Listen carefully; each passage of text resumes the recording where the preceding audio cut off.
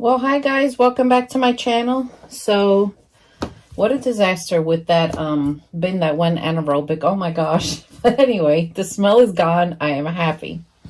So, I am going to start getting this bin ready for putting some red wigglers in here. And what I have here is some moistened, well, it's kind of dry now, coconut coir. Sometimes, you know, I like working with coconut coir because it doesn't have a lot of dust. And the odor is just different than peat moss. It just is. And sometimes I don't like the smell of peat moss. So there's some leaves. So I'm going to moisten this up a little more. And I'm going to add my other ingredients. And let's do this together.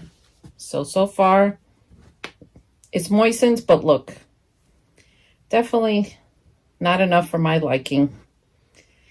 So let me get some other ingredients. So what ingredients do I like to add when I start a basic breeder worm bin? Coconut coir, or you can use peat moss if you like. Here I have oyster shell. And yes, it's not powdered form. Sometimes I grind it. Honestly, guys, sometimes I don't. And even though it's like this, when it gets wet, it eventually dissolves. Then I got a little bit of dolomite lime. Even though coconut coir is more neutral, I still like to add it. And then I have azomite minerals. Now, you don't have to add mineral, or you don't have to add the minerals or the dolomite. But, you know, I want to give the worms the best chance possible. And I just think it's a good idea. It can't hurt, you know. So I give it a good mix. So this is what I'm doing today. So how are you all? Hope you're all doing well out there. If you like worm content, gardening content, all the other crazy things I do, press that subscribe button. Give me the thumbs up. Share with family and friends. I really appreciate you all. But yeah, this is definitely... All right. I'm going to do this to 2 bins. And I am going to wet them down. And then we're going to see if the worms like it. And I think they will. So in this one, same thing. I did throw a couple of leaves in here. But I am lacking the oyster shell and the other stuff. So let me tell you guys, when that bin went anaerobic, I don't know if you all have ever really smelled an anaerobic bin. It was horrible. The smell in here was putrid. But it finally went away. I mean, I had to throw it out. And once I got it out of this room, then the smell started disappearing. But a bin that goes anaerobic is like horrible. Like it literally takes your breath away. You have to walk away and come back.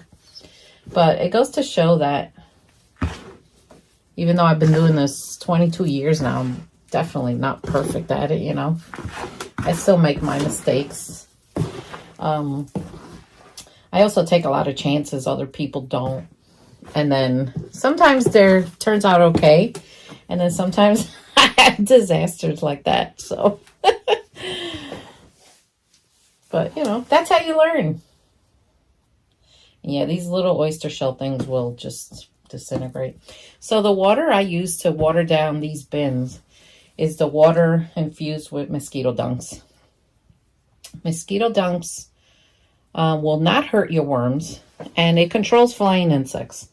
Because with a wormery the size of mine, honestly, if I didn't use mosquito dunks, I'd probably have like a major problem in here.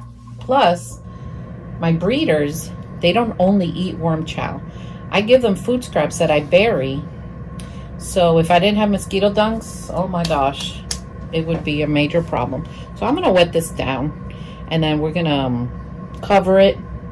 And then I'll introduce the worms. I normally don't introduce the worms the first day I do this, even though I have, just out of necessity.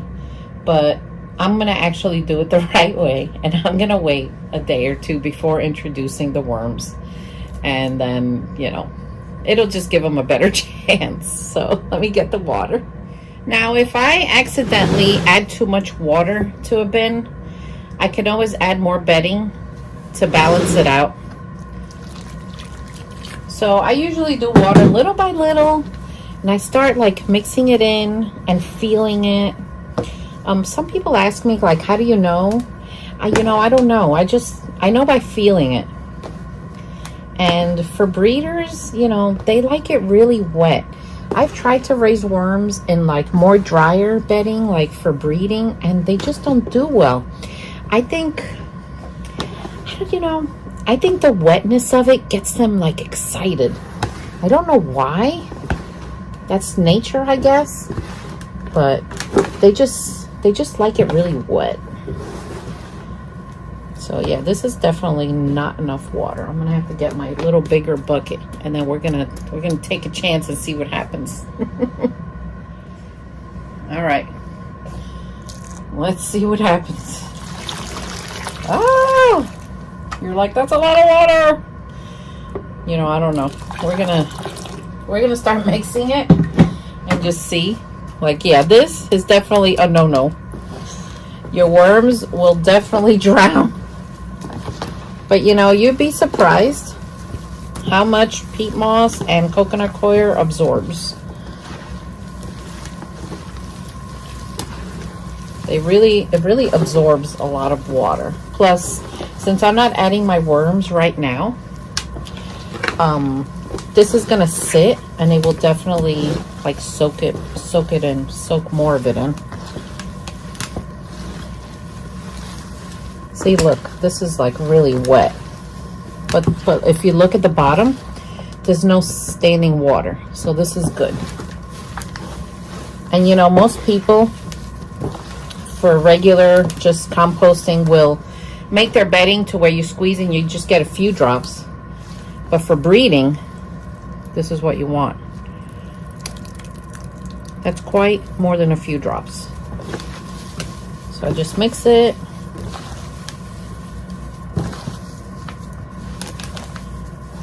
And then I'm gonna let it sit.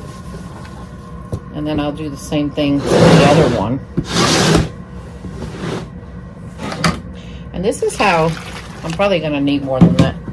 You know, this is how I started, you know, just figuring it out. I didn't have a lot of help. So that's why I film these videos, because I know people want to do this. It's great for our environment, for you to like let them eat your food scraps. The castings is like perfect black gold, they call it. And it is. It doesn't burn your plants. It's perfect. I mean, I've grown huge vegetables using castings. Yeah, this is definitely needs more. So I hope you're learning something. As usual, I love filming and I love teaching. Yeah, this definitely needs more water. See, look. See, look, I don't have it at the moisture that I want for breeding purposes. For just composting, this will be fine. So we're gonna get more water.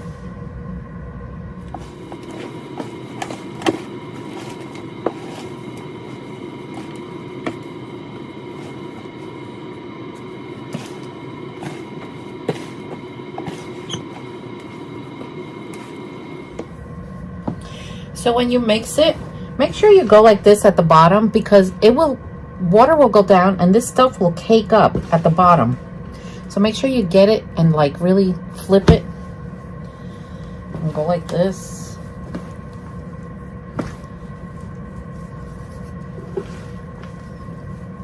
There you go. I think this one needs more water, but it's gonna be all right. I'll just leave it. So now I'm going to cover them, wet them. I'm going to put the cover on them, the bubble wrap or whatever I'm going to use, and put them on the shelf. So when you use bubble wrap, you only cover the surface, like up to here. Never like go like this to the sides with bubble wrap, because then it's gonna lack oxygen, and that's the last thing you need. All right. So this is good for right now. So I have these big sheets of paper, and I'm just going to use it. You can use newspaper, cardboard box. Just make sure if you use a box, you soak it. Since this bin has less water, I'm going to add like more water while I wet the surface. My mosquito dunk water. Luckily, this paper absorbs water really easily.